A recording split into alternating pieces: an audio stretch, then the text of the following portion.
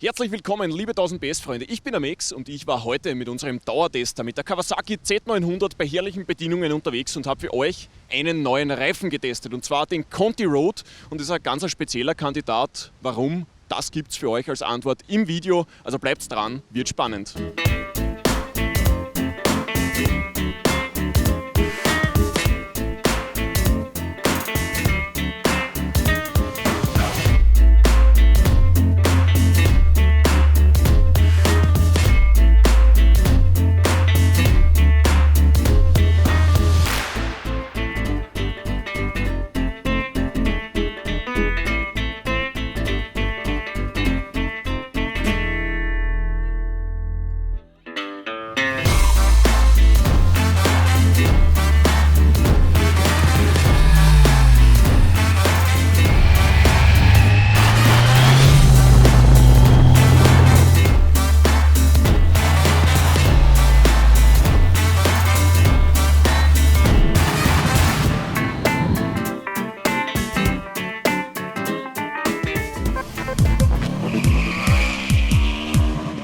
Ja, wie schon im Intro angekündigt, um den Conti Road geht's. Eine der Reifenneuheiten für 2020 vom deutschen Hersteller Conti bzw. Continental.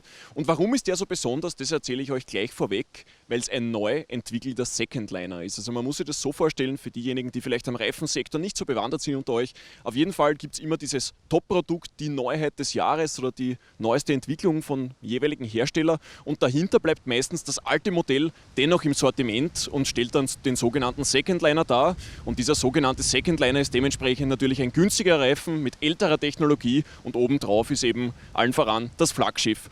Und Conti hat es jetzt aber so gemacht, die sind einen neuen Weg gegangen, das ist meines Wissens einzigartig, ich weiß nicht, ob das sonst schon mal einer von den anderen Reifenherstellern gemacht hat, aber die haben so einen Secondliner nicht quasi auslaufen lassen, ein altes Modell, nein, die haben ein komplett neues Modell entwickelt. Und hier, 2020 eben jetzt, ist es dieser Conti Road, schlagt generell in die Sport-Touring-Schiene und ja, den habe ich mir heute zur Brust genommen und war für mich eine wirklich tolle Erfahrung. Z900, sage ich mal, ein absolut unkompliziertes Naked Bike, ganz ein tolles, intuitives Handling da drauf, generell an dieser Maschine und die ist mir optimal erschienen für diesen Reifentest. Und da waren wir heute unterwegs, Niederösterreich, bucklige Welt, da haben wir schon einige Videos produziert für euch, aber da hat man einen guten Mix aus langen Kurven, schnellen Kurven, aber auch enge Kehren hat man, schlechte Asphaltstücke dabei und somit, glaube ich, haben wir da gute Gegebenheiten, um ein bisschen einen Eindruck für euch da zu vermitteln, was der neue Reifen kann, was man sich davon erwarten kann. Und ja, ich hätte gesagt, jetzt stürzen wir uns gleich mal in die Thematik rein. Ich komme zu euch nach vorne, schauen wir uns mal das Vorderrad an, beziehungsweise schauen wir uns mal die Profilgestaltung an.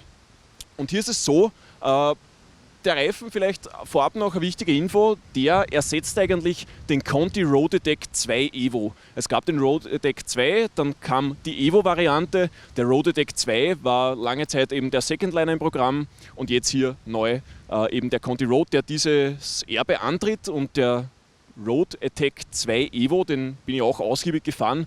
Vor einigen Jahren habe ich den, glaube ich, 2 Sätze montiert gehabt auf meiner privaten Maschine damals und ich war mit dem eigentlich immer sehr zufrieden und genau an diese Punkte, an dieses klassische, einfache, intuitive, Conti-typische Handling. Es ist auch meistens der Karkassenaufbau bei Conti eher auf der softeren Seite, das ist kein harter Reifen, wenn man so will.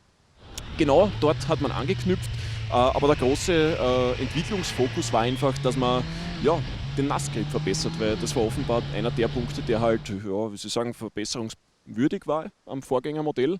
Und in diesem Schritt hat man natürlich auch ein komplett neues Profildesign eingezogen. Früher gab es diese Conti-Haken, diese Conti-Pfeile, von dem hat man sich bereits mit dem Road Attack 3 verabschiedet, aber generell jetzt hier auch wieder eine andere Profilgestaltung. Es wirkt technischer, es wirkt auf jeden Fall moderner und ich finde es auch optisch, wenn man vor allem mal von hinten das Hinterrad betrachtet, ist wirklich gelungen, ist ein schönes Profildesign, natürlich optimiert für perfekte Wasserverdrängung und am Hinterrad hat man dann auch einen durchgehenden Mittelsteg drinnen, ein durchgehendes Mittelband, das natürlich für eine entsprechend hohe Laufleistung sorgt, die halt so zu so einem Sport-Touring-Reifen auch passt dazu. Generell, was kann ich euch von meinen Fahreindrücken sagen? Es ist so, der Road-Attack 3, der ist ja quasi der Supersportler unter den Sporttourern. Also der ist ja fast schon zu sportlich für diese Kategorie. Und hier hat Conti aber bewusst ein bisschen zurückgenommen, hat den Reifen für mein Empfinden etwas runder gestaltet. Der hat somit ein bisschen mehr Stabilität und er ist auch ein Ticken härter als der Road-Attack 3 für meinen Geschmack. Das heißt, du hast nicht so viel Eigendämpfung, du hast nicht so dieses sportlich Knautschige, du hast ein bisschen einen härteren Reifen, aber immer noch auf einem total super Niveau. Also das wäre jetzt nur eben meine Feststellung, weil ich den Road Attack 3 auch sehr gut kenne. Und auch in Sachen Grip muss man sagen, typisch bekannte Conti-Sportlichkeit bringt auch der Vertreter hier mit und es macht einfach richtig Spaß. Und übers Vorderrad, weil ich gerade hier sitze, muss man sagen, total neutrales Einlenkverhalten, was mir immer sehr wichtig ist. Also ich mag das gar nicht, wenn der Reifen selbstständig da eine Tendenz entwickelt, entweder hineinzukippen oder wenn er zu träge ist und sich schwer einlenken lässt. Also da muss man sagen, absolut schön neutrales Feedbackverhalten.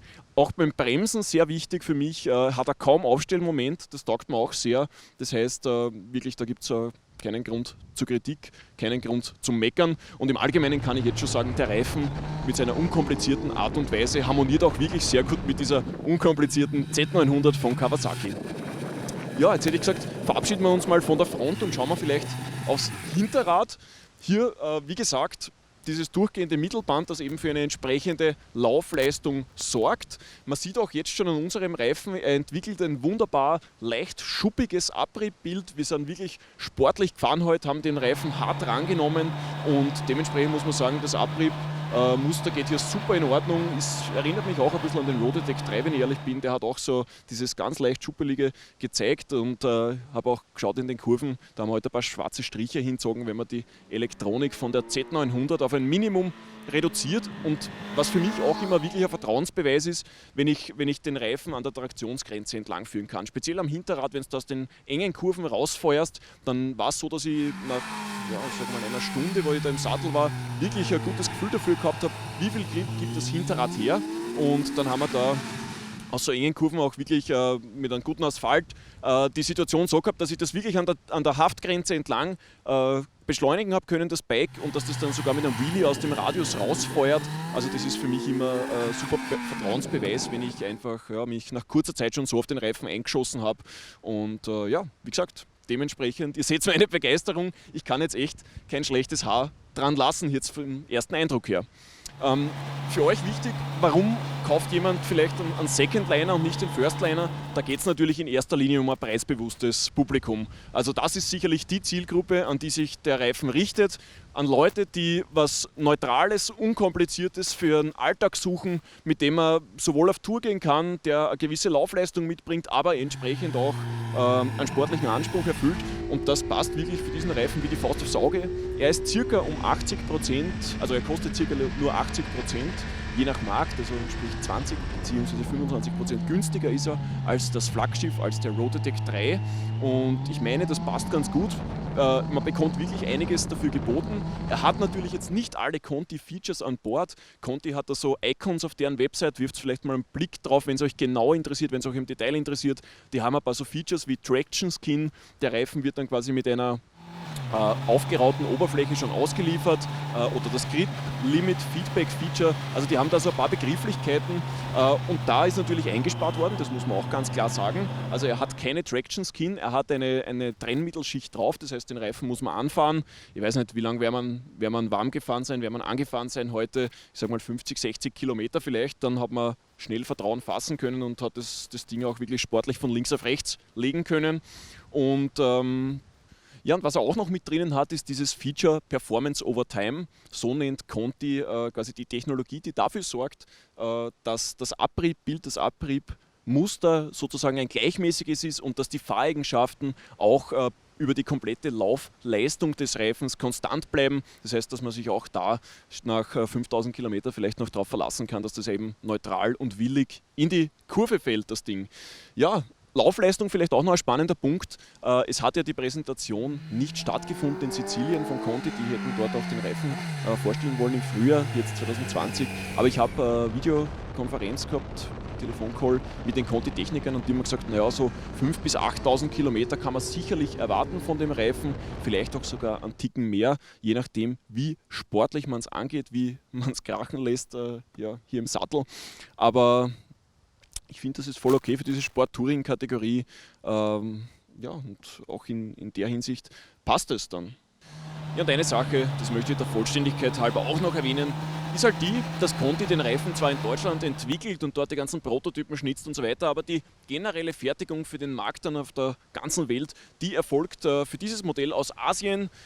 Ist jetzt aber überhaupt nichts Verwerfliches. Das fertigen natürlich ganz, ganz viele Reifenhersteller im asiatischen Raum, weil es eben entsprechend günstiger ist. Aber nur falls ihr euch wundert, man findet an diesem Reifen quasi nicht dieses Siegel Handmade in Germany, das viele andere Conti-Reifen ziert. Aber ich würde jetzt mal sagen, das ist okay, das ist aus wirtschaftlicher Sicht argumentierbar und dementsprechend ist der Reifen auch eben für euch ein bisschen günstiger.